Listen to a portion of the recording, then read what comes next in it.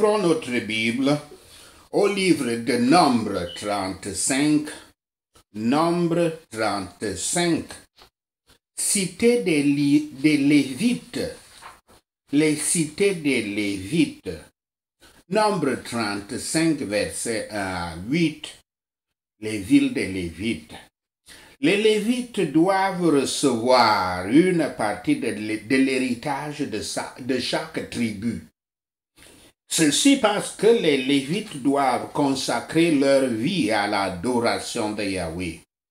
Les Lévites ne doivent pas recevoir un seul domaine spécifique de la terre. Par contre, ils sont répartis dans 48 communes avec des pâturages autour d'elles. Le terrain environnant s'étend autour de la ville de 500 verges, 1000 coudées, et s'étend sur 1000 yards, 1000 verges et 2000 coudées, soit 2000 coudées autour des murs de la ville. Les villes des sacrificateurs et des Lévites étaient faites non seulement pour les accueillir, mais pour les placer comme des enseignants religieux dans plusieurs parties de la terre de Canaan. Pour que le service typique du tabernacle ou le temple ne soit pas à un seul endroit, la prédication de la parole de Dieu et la prière et les louanges n'étaient donc pas à être confinées à un seul endroit. Ces villes devaient être données à chaque tribu. Chacune d'elles avait une dette de reconnaissance envers Dieu. Chaque tribu avait eu l'avantage que les Lévites logeaient parmi eux pour leur enseigner la connaissance de Yahweh.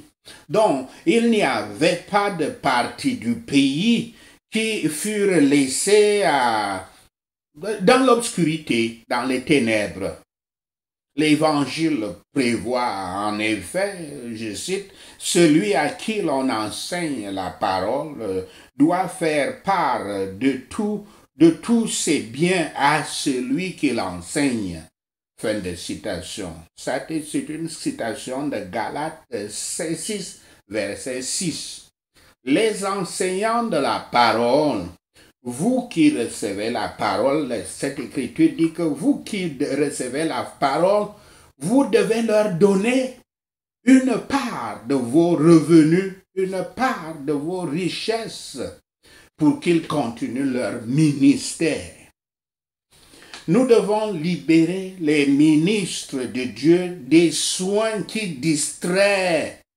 Par exemple, au lieu d'enseigner la parole, le ministre de Dieu sera là en train de travailler à casser les pierres à longueur de journée et n'a même pas le temps de préparer le sermon pour nourrir les âmes qui en ont besoin.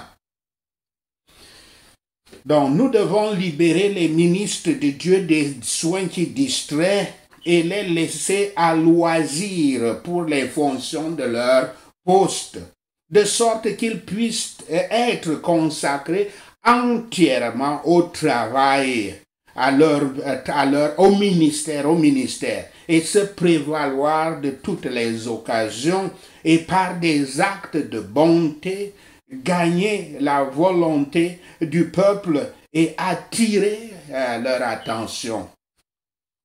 Nombre 35, versets 9 à 34. Les villes de refuge, les lois sur les assassinats. 6 des 48 villes lévites doivent être mises à part comme des villes de refuge, dans lesquelles une personne qui a tué quelqu'un par mégarde peut aller pour sa sécurité.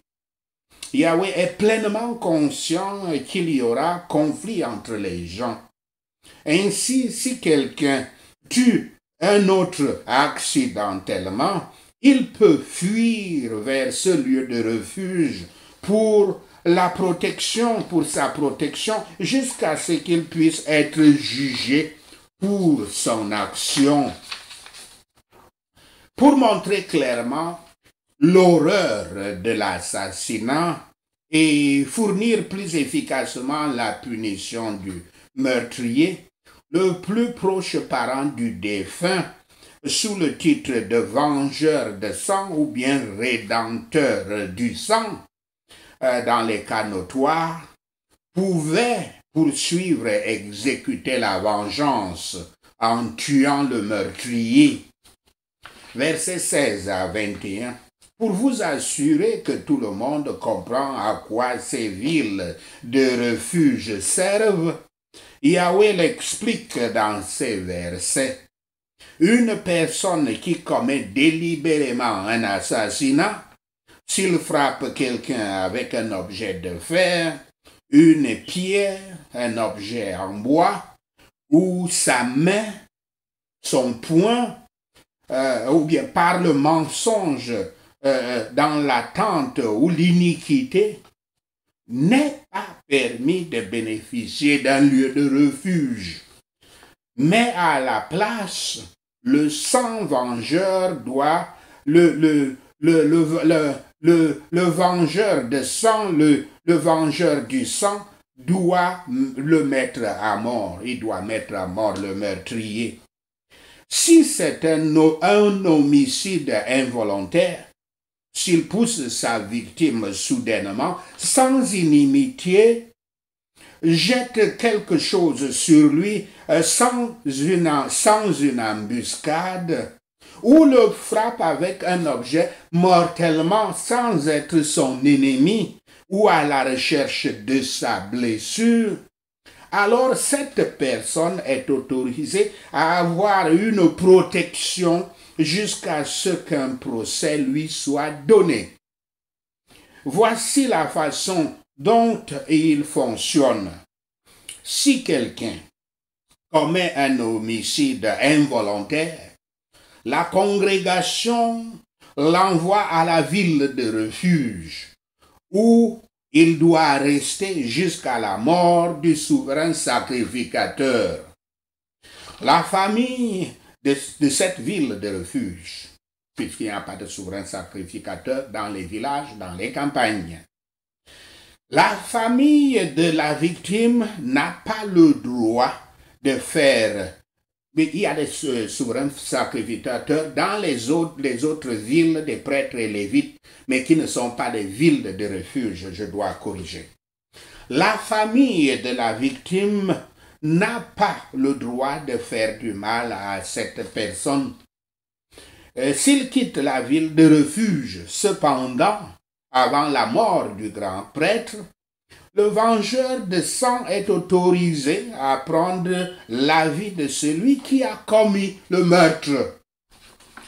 Une distinction est faite, non pas entre la colère soudaine ou la préméditation, qui sont à la fois le crime de l'assassinat, mais entre celui qui frappe intentionnellement un homme avec une arme susceptible de causer la mort.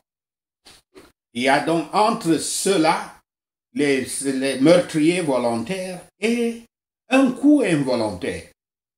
Seul dans ce dernier cas, la ville de refuge offre le bénéfice d'une protection.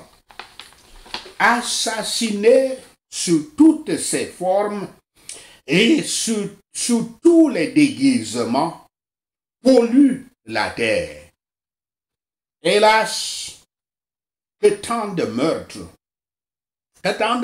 même dans les jeux, sous le nom des duels à l'époque, les duels à l'épée, duels au pistolet, duels de cette culture de barbarie qui a existé dans beaucoup de nations. Et les combats avec des prix, nous avons la boxe, le catch, et tous ces combats qui sont mortels, doivent, dans nos sociétés, on laisse passer tout ça impuni. Il y avait 6 villes de refuge. L'une ou l'autre pouvait être atteinte par le voyage de moins d'une journée de marche à partir de toute partie de Canaan. Vers celle-ci, l'homme meurtrier pouvait fuir pour se réfugier et être en sécurité jusqu'à ce qu'il ait eu un procès équitable. S'il est acquitté de l'accusation, il était protégé contre le vengeur du sang, mais il devait continuer de rester dans les limites de la ville de refuge jusqu'à la mort du souverain sacrificateur de cette ville de refuge. Ainsi, on nous rappelle que la mort du grand prêtre est le seul moyen par lequel les péchés sont pardonnés. Écoutez bien, la mort du souverain sacrificateur est le seul moyen par lequel les péchés sont pardonnés. Et la personne qui a commis le meurtre involontaire peut rentrer dans sa tribu, dans sa famille. Et les pécheurs sont donc, comme je dis, mis en liberté. En fait, clairement, l'allusion à ces villes, à la fois dans l'Ancien et le Nouveau Testament, nous ne pouvons pas douter du caractère typique de leur désignation. Je cite cette écriture: revenez à la forteresse, revenez à la forteresse, captifs d'espoir, dit la voix de la miséricorde. Ça, c'est une citation de Zacharie 9,9, verset 12, faisant allusion à la ville de refuge.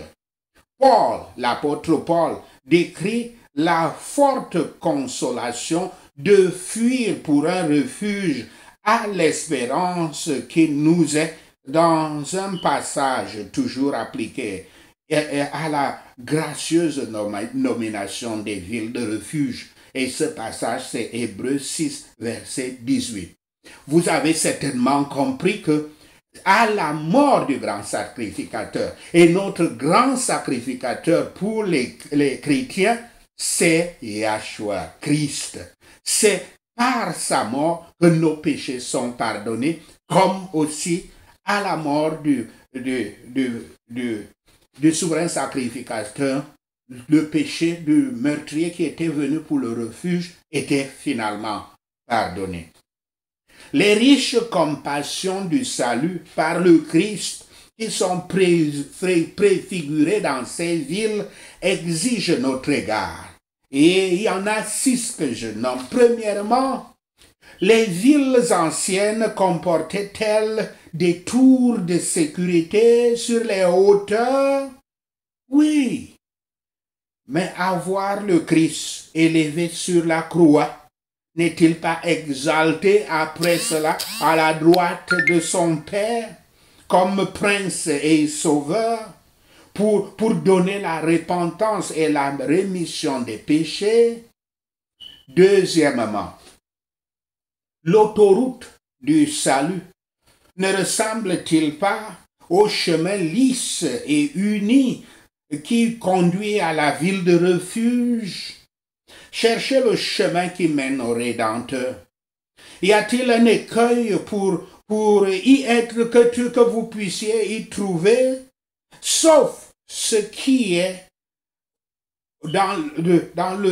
qui est mauvais dans le cœur et qui fournit, qui donne l'incrédulité, l'incrédule, qui mène l'incrédule à sa propre chute. Troisièmement, les balissades ont été mises en place pointant vers la ville, indiquant la ville. Et n'est-ce pas le poste des ministres de l'Évangile qui doit diriger les pécheurs vers le Christ, la ville de refuge qui est notre refuge? Quatrièmement, La porte de la ville était ouverte jour et nuit. La porte de la ville de refuge était ouverte jour et nuit. Christ aussi n'avait-il pas déclaré, celui qui vient à moi, je ne vais nullement chasser. Cinquièmement, la ville de refuge est un soutien à tous ceux qui entrent dans ses murs. Ceux qui ont atteint le refuge peuvent y vivre par la foi,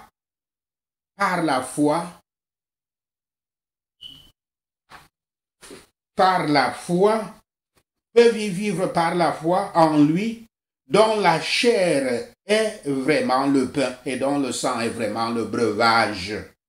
La ville était un refuge pour tous.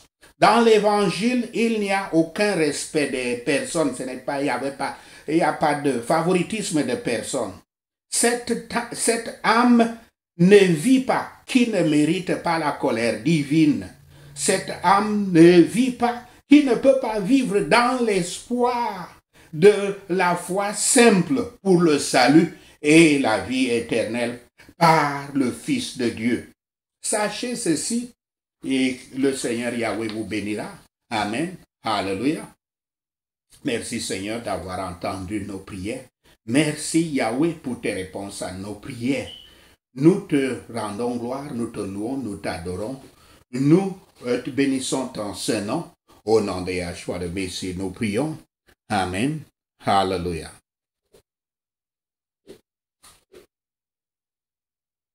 Alléluia.